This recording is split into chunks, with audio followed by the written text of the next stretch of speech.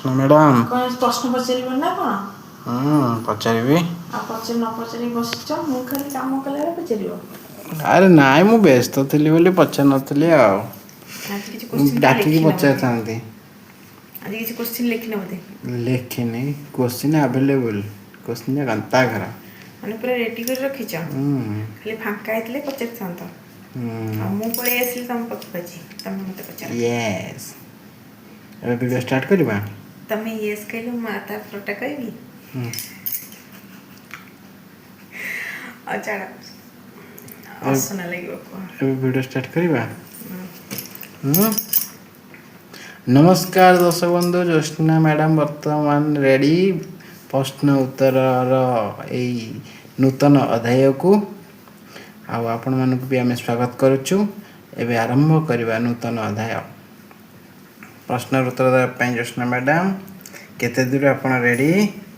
ଅଳ୍ପ ଟିକେ ଟିକେ ଆଉ। ଅଳ୍ପ ଟିକେ ଟିକେ। ମୁଁ ବର୍ତ୍ତମାନ ଟାଇମ୍ କାହିଁ ଖାଉଛି, ତା କାରଣ ମୁଁ ପ୍ରଶ୍ନକୁ ବାହାର କରୁଛି। ଫୁଟେଜ୍ ଖାଇବି ଆଉ। ଖାଇବ? ଏମିତି କେଉଁ କାମ ଯାହାକୁ ମଣିଷ ମରିବା ପରେ ବି କରିପାରେ? ଏମିତି କେଉଁ କାମ ମଣିଷ ମରିବା ପରେ ବି କରିପାରେ? ଏମିତି କେଉଁ କାମ ଯାହାକୁ ମଣିଷ ମରିବା ପରେ ବି କରିପାରେ? ମଣିଷ ମରିବା ପରେ କେମିତି କାମ କରିବ? ଗୋଟେ କାମ କରିପାରେ। କ'ଣ? ସେ ମହତ କାମ। ମୁଁ ଜାଣିନି। ମୁଁ ଜାଣିନି। ଜାଣିନ? ନା। ଦର୍ଶକ ବନ୍ଧୁ, ଆପଣମାନଙ୍କୁ ଏହାର ଉତ୍ତର ଜଣାଅଛି?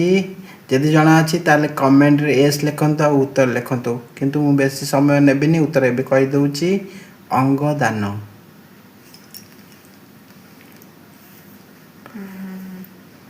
ଏବେ ଯିବା ଦ୍ୱିତୀୟ ପ୍ରଶ୍ନ। କେଉଁ ଜିନିଷକୁ ଆଲୁଅରେ ଦେଖିହୁଏ କିନ୍ତୁ ଅନ୍ଧାରରେ ଦେଖିହୁଏ ନାହିଁ? କେଉଁ ଜିନିଷକୁ ଆଲୁଅରେ ଦେଖିହୁଏ? ଆଜ୍ଞା। ଅନ୍ଧାରରେ ଦେଖି ହୁଏନି? ନା। ଆଲୁଅରେ ଦେଖିବ?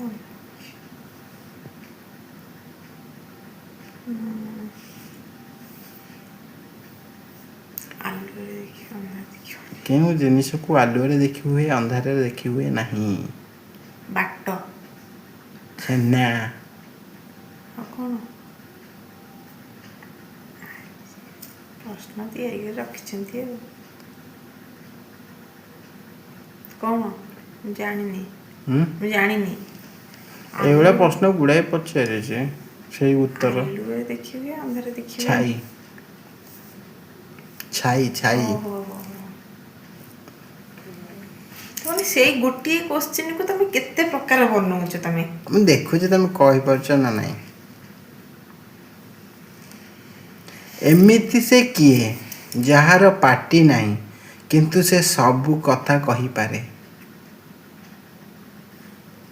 ଏମିତି ସେ କିଏ ଯାହାର ପାଟି ନାହିଁ କିନ୍ତୁ ସେ ସବୁ କଥା କହିପାରେ? ସବୁ କଥା କହିପାରେ? XYZ ତମେ ଯାହା କହିବ କହିବା ପାଇଁ ସେ କହିବ। ଶୁଆ।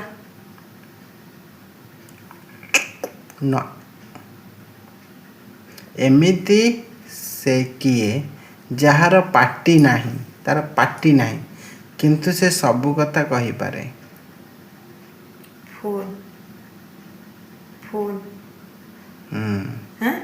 ଫୋନ ଆଉ କମ୍ପ୍ୟୁଟର। ନହେଲେ ଆଗକାଳର ଚିଠି, ଓହୋ।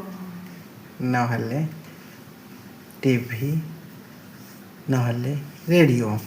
କିନ୍ତୁ ବିଶେଷ ଧ୍ୟାନ ଦେଇଥିଲି ମୁଁ ଚିଠିକୁ, କାହିଁକିନା ଚିଠି ମନର ସବୁ କଥା କହିପାରେ କିନ୍ତୁ ତାର ପାଟି ନାହିଁ।